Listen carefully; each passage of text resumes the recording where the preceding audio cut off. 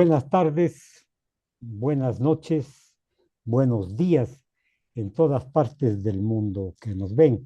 Gracias por la sintonía, gracias por preferirnos. Daniel Bravo Vintimilla, constitucionalista, profesor universitario, conversa con nosotros hoy en la tarde. Bienvenido, David, un gusto. La Constitución de la República es la que gobierna, la que manda dentro del aspecto jurídico de la República del Ecuador, pero muchas de las veces la Constitución es manoseada. Eso significa que a lo mejor los políticos influencian o tratan de influenciar en ciertas circunstancias, especialmente sociales de la Constitución. Bienvenido. El cordial y atento saludo, estimado doctor, lo propio a las personas que nos escuchan por este medio, agradecerle por el espacio. Sí, bueno, efectivamente la Constitución de la República es efectivamente nuestra Carta Magna. Yo creo que la Constitución es el depósito de las necesidades que tiene la comunidad. Ahí, por medio de nuestra Constitución, nosotros reconocemos los derechos que tienen los ciudadanos y más que aquello, nosotros vamos justamente a hacer aquella norma suprema que conjuntamente con los tratados internacionales van a imperar y van a hacer que se respeten estos derechos constitucionales, estas garantías y estos principios, efectivamente para reconocer o recoger las necesidades que tiene una comunidad y cómo se caracteriza nuestra Constitución, efectivamente el buen vivir para todos los ciudadanos que se encuentran dentro de nuestro territorio ecuatoriano. Siempre las constituciones de la República han sido un obstáculo para los que pretenden gobernar bajo su imperio o bajo su criterio. La constitución de la República es, es obligatoria en su cumplimiento, como tú conoces y el pueblo conoce, pero les incomoda y siempre pretenden romper las mismas acudiendo a decretos de emergentes, a posiciones e incluso partidarias de mayoría, en fin. Pero aquí juega un papel importante la Constitución de la República, perdón, el Tribunal Constitucional, pues tiene que definir cuáles son las competencias de los diferentes estados, de los diferentes poderes, y además de eso, calificar las actuaciones de los diferentes órganos como constitucionales o no. Ese es el papel, entonces, de la Corte Constitucional. ¿Crees que está cumpliendo la misma con ese papel? A ver, partamos de algo muy importante. Nuestra constitución a nivel latinoamericano y quizá a nivel mundial se caracteriza efectivamente por recoger un sinnúmero de derechos. Nosotros en la academia hemos determinado más de 300 derechos que, bueno, en la práctica quizá ni la mitad se los reconoce, se practica. Pero por otro lado, también se ha constituido o se ha denominado nuestra constitución como aquella constitución hiperpresidencialista, en donde efectivamente el poder ejecutivo u otros poderes del Estado tienen aquella flexibilidad, ¿no? Efectivamente, para poder hacer uso de la constitución y tener facultades de manera directa. En este sentido, quizá para limitar aquel poder de la constitución emerge el anterior Tribunal Constitucional, hoy llamado Corte Constitucional, denominado aquel organismo guardián de la Constitución, en donde efectivamente deberá calificar que todas las actuaciones de los funcionarios públicos, de los poderes del Estado, se ajusten a la Constitución. Pero no solamente las actuaciones de aquello, sino también aquellas leyes emanadas por el órgano legislativo, llámese este gobierno autónomo descentralizado también, que emanen de una u otra manera ordenanzas y un sinnúmero de normativa que se encuentra vigente en nuestro país. ¿Cuál es el rol fundamental de la Corte Constitucional? Ser efectivamente el guardián de la Constitución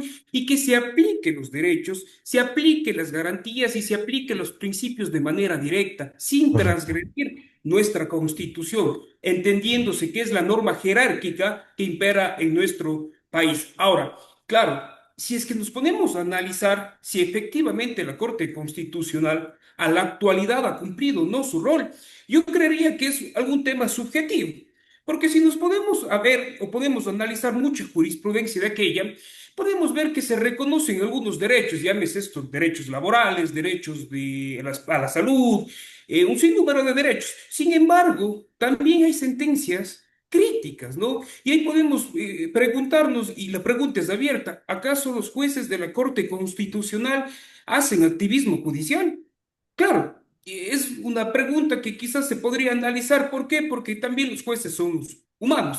Claro, En claro. algún momento podríamos inferir, decían que los jueces son mandados de Dios y ellos deberán hacer la justicia dentro del país, pero son humanos, como usted, doctor, como los ciudadanos que nos están escuchando, como yo incluso, donde tienen su ideología política, su orientación, y aquello puede incidir efectivamente con algunas situaciones o alguna jurisprudencia que se crea. Eh, Y un caso muy controvertido, y permítame poner esto a juego, es una de las sentencias del matrimonio igualitario, que a ujú. muchos ha incomodado y a otros le ha parecido incluso una progresión de derechos. Entonces, analizar aquello, el rol de la Corte Constitucional, a más allá de ser el guardián de la Constitución, de hacer que se cumplan las actuaciones de los poderes políticos, quizá a veces también podría cumplir una agenda que va más allá de lo que los ciudadanos tenemos expectativa. Bien, ahora, el control constitucional de las leyes efectivamente está en la Corte.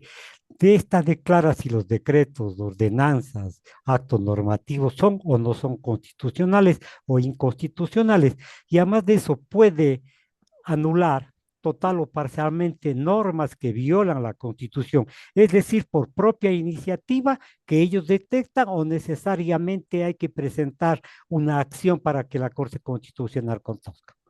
Ya, interesante su pregunta. La Corte Constitucional efectivamente hace este control constitucional, en donde van efectivamente a ser analizados si las leyes o las actuaciones del poder público se ajustan a la Constitución. Ahora, vamos primero por un camino. Las actuaciones del poder del Estado, llámese esto de los poderes del Estado, Asamblea Nacional, Consejo de Participación Ciudadana, etcétera, podrán ser o deberán ser enviados por procedimiento y la Corte Constitucional deberá ver obligatoriamente si son constitucionales o no. Pero Correcto. no solamente el fondo, sino también la forma, porque aquí hay que diferenciar cuando se declara inconstitucional aquella norma y que recién ha pasado en el país, llámese esto, ley de solidaridad, no recuerdo el otro nombre, se declaró inconstitucional aquello, pero no solamente por el fondo, sino también por la forma, porque quizá el procedimiento parlamentario que en ese momento fue de la Asamblea Nacional no se hizo de manera correcta. Ahora,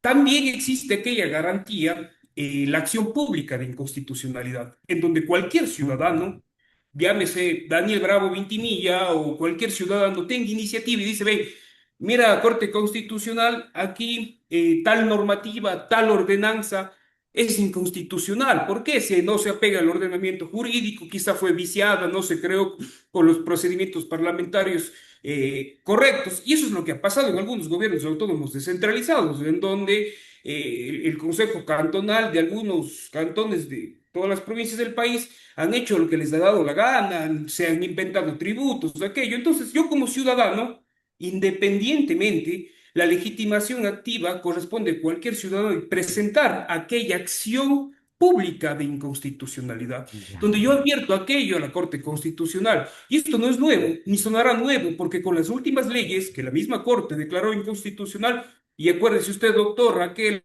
el hecho vergonzoso, en mi opinión, de poner un cartel y denominar a los jueces que son delincuentes, que vea, actualmente las prácticas ya se hacen diferentes. Yo creo que se asesoran ahora ya o tienen un buen cuerpo jurídico y la fundamentación es mejor, ¿sí? Sin embargo, eh, acordaráse usted que cuando se presentaron estas leyes de economía urgente en la Asamblea Nacional y fueron aprobadas por la Asamblea Nacional, enseguidita hubieron acciones públicas de inconstitucionalidad de diferentes gremios, de diferentes Ujú. personas. Entonces, cualquier persona como ciudadanos puede alertar aquello de la Corte Constitucional y efectivamente decir, vea, Corte Constitucional, quizá esta norma es inconstitucional por Correcto. tal circunstancia. Bien, ahora, la interpretación de la Constitución, cuando la Corte Constitucional lo hace, esta es obligatoria y vinculante, quiero decir,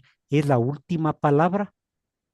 A ver, dentro del precedente constitucional o de la jurisprudencia constitucional, nosotros tenemos estándares, jurisprudencia y lo que se conoce como obra dicta, ¿sí? Que en derecho constitucional hay que diferenciar aquello cuando un precedente es vinculante y cuándo no se debe aplicar, ¿no? Porque no solamente la Corte Constitucional es encargada de declarar la inconstitucionalidad, sino también de Ujú. revisar algunas garantías jurisdiccionales, Correcto. acción extraordinaria de protección, acción extraordinaria de protección en contra de las decisiones de la justicia indígena. Entonces, se crean o verdictas o se crea algunos estándares que deben ser de aplicación directa cuando favorecen los derechos. Y eso es lo que ha sucedido, vea, por ejemplo, en el tema del matrimonio igualitario, ¿sí? Correcto. Aquella acción extraordinaria de protección presentada por una pareja de igual sexo, de igual género, en donde efectivamente decían, hay que aplicar un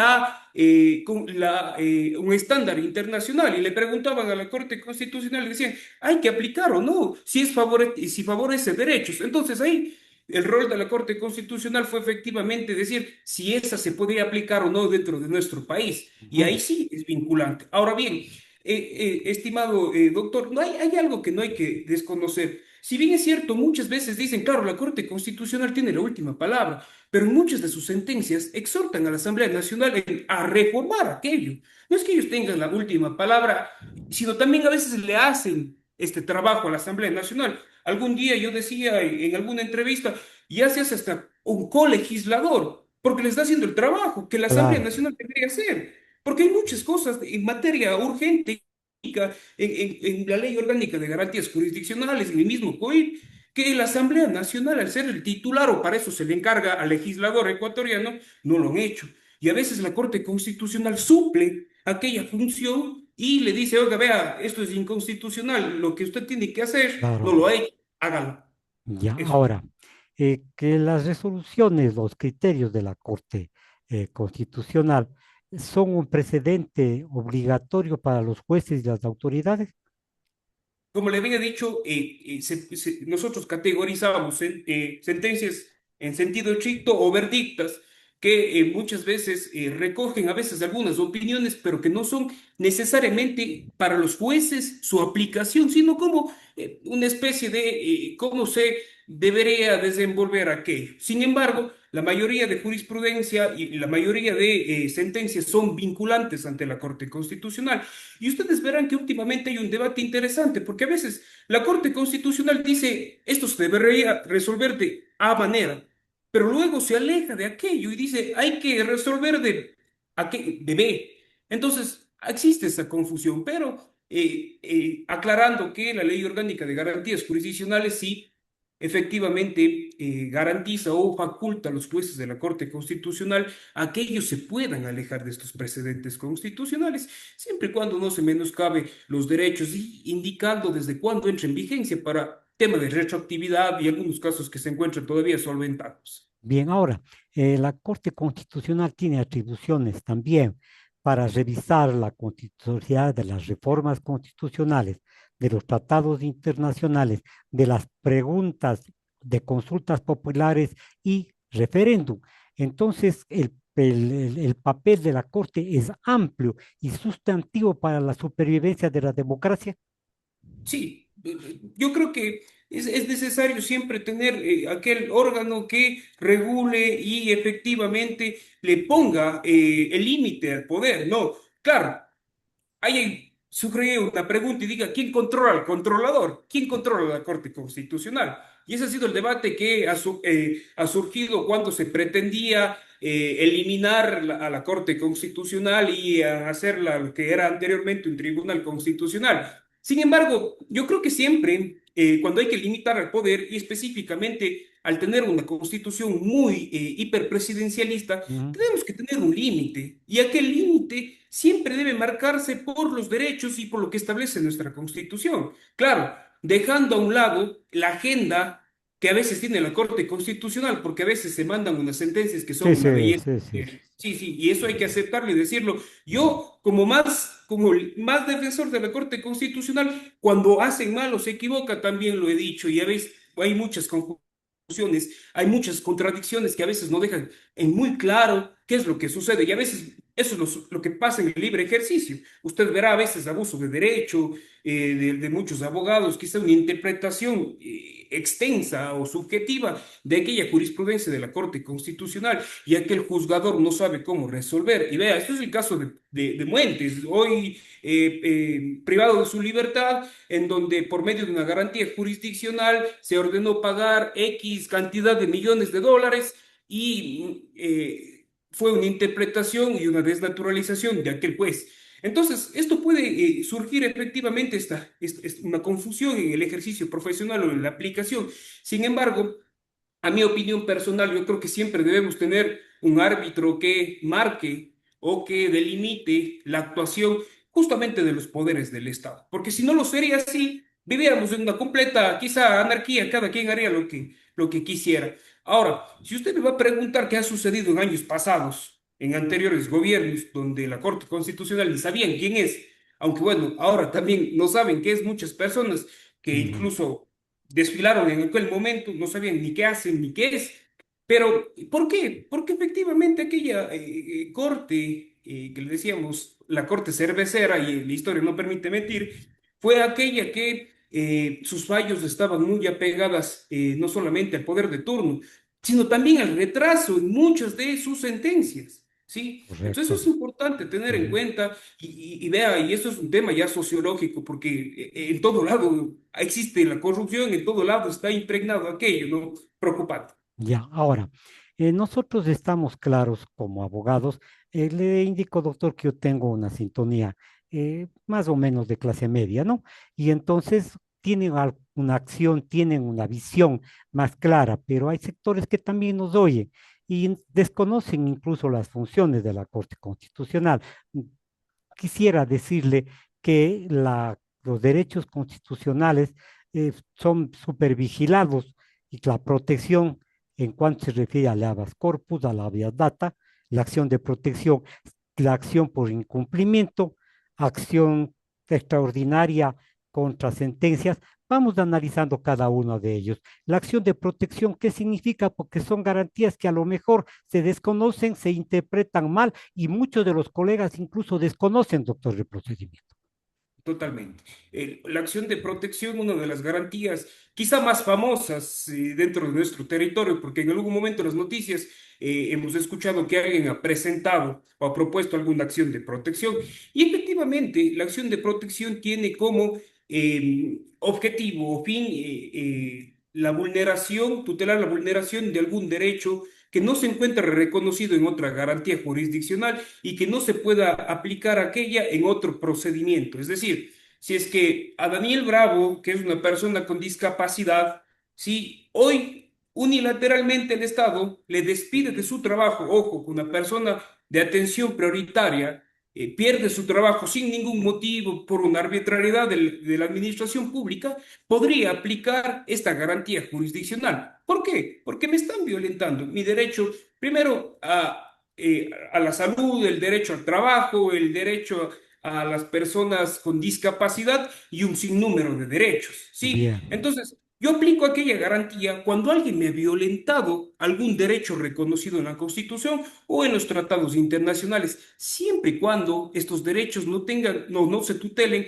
por otra garantía jurisdiccional u otro procedimiento que se debería agotar previamente. Por lo que, por ejemplo, si a Daniel Bravo hoy le invaden la propiedad privada, yo no puedo presentar una acción de protección porque yo tengo un procedimiento propio para aquello. Entonces, yo siempre trato de hacer esta distinción, pero con el catálogo de derechos nosotros tenemos todos los derechos que cuando ya nos vulneran, podemos aplicar esta garantía jurisdiccional. bien. Ahora, la violación de estas garantías constitucionales puede proceder o procede de autoridades públicas, de políticas públicas, de particulares si prestan servicios públicos o afectan gravemente los derechos. Es decir, está clarísimo, no hay, si es que no existe otro medicamento, otro mecanismo judicial eficaz, ahí se aplica esta acción. Claro, totalmente. Sí, sí, sí existe, por ejemplo, grupos de atención prioritaria. Si existen, llámese personas con discapacidad, mujeres embarazadas, personas de la tercera edad con enfermedades catastróficas, etcétera, nosotros podríamos aplicar aquella garantía, siempre y cuando ésta sea la eficaz y la eficiente. Ahora bien, una de las características de la garantía, y valga decirla, es que tiene un procedimiento rápido, sencillo y eficaz, ¿sí? Y esta característica hace que le tenga una tutela muy grande en el sentido de que si alguien viola mi derecho o ya violó mi derecho, ¿sí? Yo tengo que tener atención inmediata por el órgano de justicia. Incluso puedo presentar una garantía conjunta con una medida cautelar para poner fin a aquello que me está violentando, si es que está permanente la violación de derechos. Puedo presentar esta garantía jurisdiccional, acción de protección con una medida cautelar. ¿Sí? Y de tal manera que el procedimiento es rápido, sencillo, eficaz, donde el juez deberá ser quien califique de manera rápida esta garantía jurisdiccional. Incluso es tan informal que yo no necesito, o bueno, necesariamente no necesito un abogado, y vea, esto es algo que escribió en la Ley Orgánica de Garantías Jurisdiccionales, sin tener idea, ¿no?, de aquello, porque incluso dice, yo puedo ir a presentar de manera oral ante un juez, ¿sí?, la vulneración de algún derecho, y vea, eso en la práctica no sucede. Si usted no tiene un buen abogado que le defienda, lamentablemente quizás su garantía no prospere o debe tener un conocimiento propio. Pero la informalidad hace que estas garantías, que son estas esferas de protección, haga que ante alguna vulneración de derecho, ya sea de un particular o de algún servidor público, tenga una suficiente atención y se le establezca una reparación integral en caso de que se declare la vulneración de aquel derecho. Bien, o sea, los derechos humanos, los derechos de la naturaleza, el derecho al trabajo, a la salud, a la educación, a la información, al debido proceso, son circunstancias que protege la Corte Constitucional. Si dejara de proteger, habría un vacío y caeríamos prácticamente en un sistema anómalo de que peligraría la democracia. Yo creo que hay derechos que son subjetivos al ser humano, que nosotros no podemos renunciar, ¿sí? Y que el Estado deberá garantizar y así cumplirlo durante el momento que esté un gobierno. Sin embargo, yo creo que en el catálogo de derechos, que como les decía, hemos descubierto más de 300, hay un sinnúmero de derechos que son inservibles, ¿sí? Que son pura letra muerta. ¿Ya? Y aquí hablamos de un tema, el costo de los derechos versus los derechos. Puedo tener miles de derechos, pero si es que el Estado no tiene presupuesto para aquello, lamentablemente el derecho solo quedaría en ser una letra muerta. Está Ujú. escrita ahí en la Constitución. Y eso es lo que sucede. Ahora, hay derechos fundamentales y aquí podemos hablar incluso de la ponderación de derechos, en donde, por ejemplo, salud, educación, son aquellos derechos donde son intrínsecos al ser humano, ¿sí? Son intrínsecos en el sentido de que nosotros no podemos negociar, pero por ejemplo, doctor, hay un derecho reconocido en nuestra Constitución que es el derecho a la desconexión digital, que es que podemos darnos vueltas en explicar aquello, pero no es tan necesario como el Claro. derecho al trabajo, a la salud, a la educación, el derecho a acceder a medicamentos, etcétera. Son necesarios, pero en caso de que no haya esta protección o esta tutela por parte del gobierno, yo creo que viviéramos quizá en una anarquía o desprotegidos totalmente, que lo que pasa en países homólogos a nosotros o vecinos, Venezuela, Cuba, etcétera. Sí, que lamentablemente por no tener esta tutela o el cuidado y la aplicación de sus derechos, muchos de sus nativos han tenido que migrar. Entonces, yo creo Bien. que es necesario que este estándar de constitucionalidad o la aplicación de la Constitución, y sobre todo en derechos que sí son fundamentales, deberá ser directo para no perjudicar a los ciudadanos. Perfecto.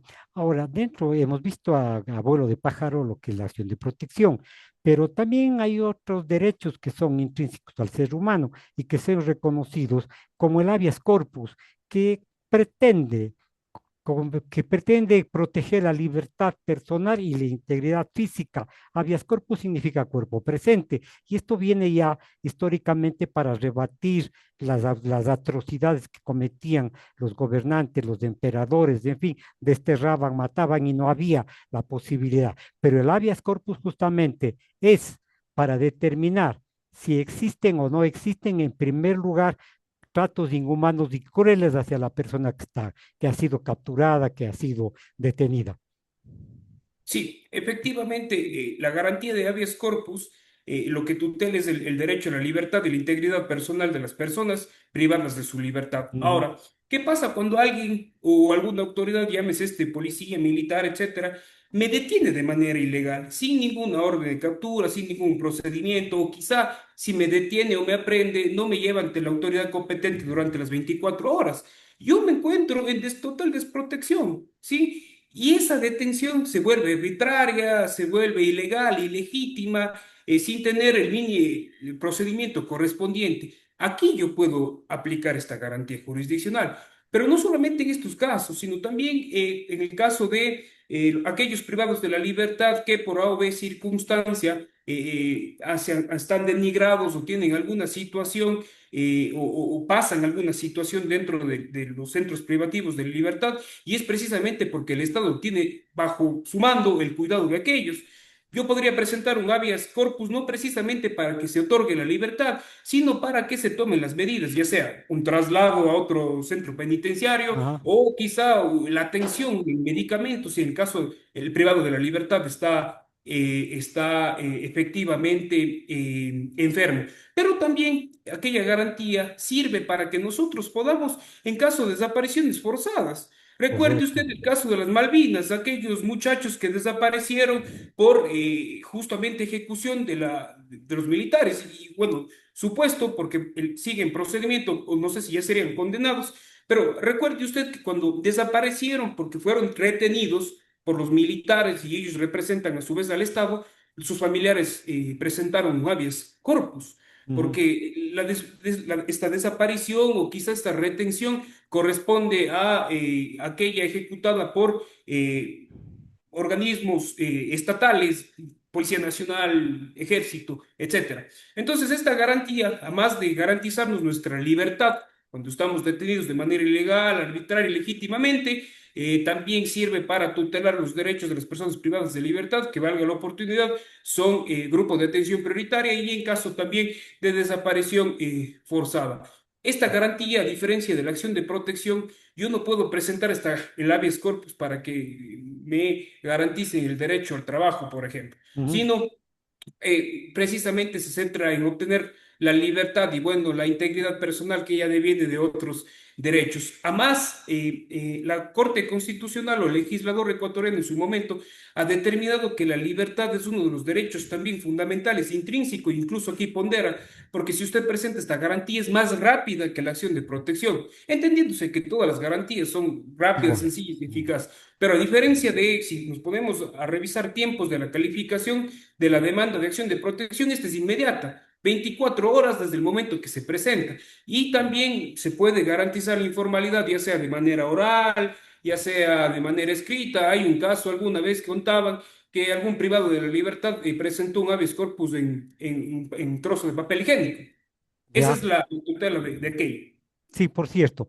Ahora, la, el habeas corpus se ha vuelto también, yo diría, manoseado, si cabe la expresión. Se pretende a través del habeas corpus evitar que se aplique la ley en debida forma, pero como usted acaba de señalar, tienen ciertas características del habeas corpus. ¿Quién lo tramita? ¿Dónde se presenta? ¿Quiénes son los que pueden presentar? ¿Puede presentar algún pariente, algún amigo en la situación del habeas corpus o necesariamente la persona que está sufriendo, por ejemplo, la detención ilegal? Sí, la legitimación activa para presentar el habeas corpus puede ser cualquier persona. Ujú, Recordarán ustedes el caso del habeas corpus Jorge Glass. Presentó fulano de tal en el cantón, discúlpeme la expresión, tripa de pollo, y ahí obtuvo efectivamente la libertad. ujú, Sí, Bangalar Alto era efectivamente el cantón. Pero recordará usted que hubo un tiempo que se desnaturalizó por completo el habeas corpus, a así tal es, manera que privados de la libertad con sentencia ejecutorial de violación, narcotráfico, asesinato, etcétera, fueron puestos a libertad por aquella jueza que hoy está privada de su libertad. Una desnaturalización increíble. Yo recuerdo aquí en Azogues, aquellos femicidas privados de su libertad fueron puestos en libertad. Uno sí recapturado de manera voluntaria y otro aquello que actualmente dice estar ya incluso privado de su vida, es decir, fallecido. correcto. Entonces, aquel abuso de esta garantía jurisdiccional, hoy la Corte Constitucional ya le puso un freno. Sí, Bien, entonces, excepcionalmente, créame, excepcionalmente, se deje en libertad a algún privado de la libertad que ya tenga una sentencia ejecutoriada y que no esté obviamente detenido de manera ilegal y arbitraria. Y le voy a ser sincero, por ejemplo, en la oficina llegan casos de personas que tienen enfermedad catastrófica, personas con VIH, SIDA, algún tipo de circunstancias y que efectivamente el una centro enfermedad carcelario no le da la tremenda, ¿no? atención correspondiente. Sí, nosotros no buscamos que le den la libertad, sino que le den la atención, por ejemplo, que 2 veces a la semana le lleven al hospital, que tenga los medicamentos en caso de alguna circunstancia, que le den aviso a la familia para que pueda oportunamente atenderle de medicamentos, etcétera. Pero no tener la libertad, pues, o sea, si una Bien, persona tiene diabetes y tiene una condena de 33 años, entonces que quede libre, pues, no. No, no es estamos de así. La acuerdo. Corte Constitucional ha puesto freno y hoy, ahora, ya los jueces, muchos jueces y algunos jueces son ya los que no aceptan aquel habeas corpus para que salgan en libertad, sino más bien se adoptan medidas quizá integrales dentro de los centros carcelarios o dentro de los centros privados de la libertad. Eso es importante porque este freno lo puso la Corte Constitucional debido a los múltiples Al abuso, desnaturalización que se correcto. utiliza. Sí. Ahora, este habeas corpus está reconocido en el artículo 89 de la Constitución de la República, pero sí, está detenida sin orden judicial, ha sufrido torturas, malos tratos, está cumpliendo pena más allá de la establecida, está, bueno, en fin, una serie de circunstancias. Usted me dice que no es necesaria la presencia de la persona afectada para presentar, pero entonces viene aquí quiénes, cuándo, dónde y para qué, y que hemos justificado todo. Pero sí quisiera que me explique, por ejemplo, un amigo de alguien, incluso veo que el habeas corpus está planteándose incluso ahora contra personas o a favor de personas que están en centros de adicciones. Correcto. Sí, a ver, hagamos la cuenta que mi persona va a presentar un habeas corpus por un amigo mío. Yo puedo presentar en cualquier lugar precisamente por una razón. Porque si es que hay desaparición forzosa o desaparición por parte de la Policía Nacional o los militares, yo podría alegar que desconozco el lugar donde está privada de la libertad aquel amigo. Entonces, eso ya me da este bagaje o me permite que yo pueda presentar primero en cualquier parte del Ecuador o al menos donde yo Bien, estoy domiciliado, ¿no es cierto? No precisa, si yo sé, yo tengo el conde y yo sé que aquella persona está privada de libertad en la cárcel de Turi, pero yo le digo al juez que yo no sé dónde está privado de la libertad. Ayer yo estaba con mi amigo y mi amigo fue capturado, retenido por la Policía Nacional y de él no sabemos nada. Entonces yo presento aquí y digo, oiga, vea, mándese oficiar a los centros de rehabilitación social del país para que vea dónde está privado de la libertad. Entonces desde ahí tengo una legitimación activa amplia que yo podría presentar como amigo en cualquier momento y eso es lo que pasaba pese a que es conocimiento público, ¿no? Y es que eso es algo que las garantías jurisdiccionales no se han limitado. Yo siempre digo, necesitamos ya una reforma a la ley orgánica de garantías jurisdiccionales porque ha pasado mucho tiempo desde su expedición y en la práctica ha ocurrido muchas cosas diferentes. Por ejemplo, a pesar de que fue un hecho público que sabían dónde Jorge Glass estaba privado de la libertad, aquella persona que no era ni su familiar, era una amiga, presentó en el cantón Manglar Alto. Bueno, efectivamente es un procedimiento que al final del día fue viciado, todos sabemos en qué terminó. Pero, claro, aquella persona alegaba, yo no sé dónde está retenido, ¿sí? claro. Entonces, por eso prosperó en ese cantón. Y esa es la pregunta donde las personas se pueden saber. Ahora, claro, si es que yo sé que aquel privado de la libertad y yo voy a alegar que ese privado de la libertad está retenido en Turi, yo tengo que presentar ese habeas corpus Ujú. efectivamente en Cuenca, en el cantón Cuenca. Ya, ujú, Y ellos son los competentes, ¿sí? claro, Porque él está retenido ahí, ¿sí? Aquella persona está retenida ahí. Y asimismo puede ser un familiar y que me diga, mira, mi hijo está retenido en Turi y yo tengo que presentar aquella garantía para que le den, qué sé, abastecimiento de medicamentos porque tiene VIH-Sida. El juez competente es el juez de la provincia de la Suay, en el cantón Cuenca, efectivamente, porque ahí se encuentra la cárcel de Turi. Entonces eso hay que diferenciarlo. Sin embargo, esta legitimación activa, esta competencia ha sido muy amplia que ha hecho que se desnaturalice. Vean, para seguir un poco la línea, lo que contaba yo de aquellos femicidas que fueron puestos en libertad, aquel habeas corpus se presentó, no creo que si era en Daule, en uno de los cantones de la costa, y ellos estaban retenidos o detenidos aquí en el cantón Azogues, Ujú. ¿sí? Entonces, claro, yo puedo alegar que desconozco el lugar donde se encuentra detenido y efectivamente se podría, prospera el habeas corpus. Muchas gracias, Daniel, por haber compartido con nosotros. Te comprometo para la próxima semana a analizar el resto de derechos. Se nos fue el tiempo. Señoras y señores, me voy. El doctor Daniel Bravo Vintimilla conversó con nosotros, constitucionalista, a más de eso, profesor universitario. Gracias, señoras y señores. Un gusto. Muchas gracias. Gusto.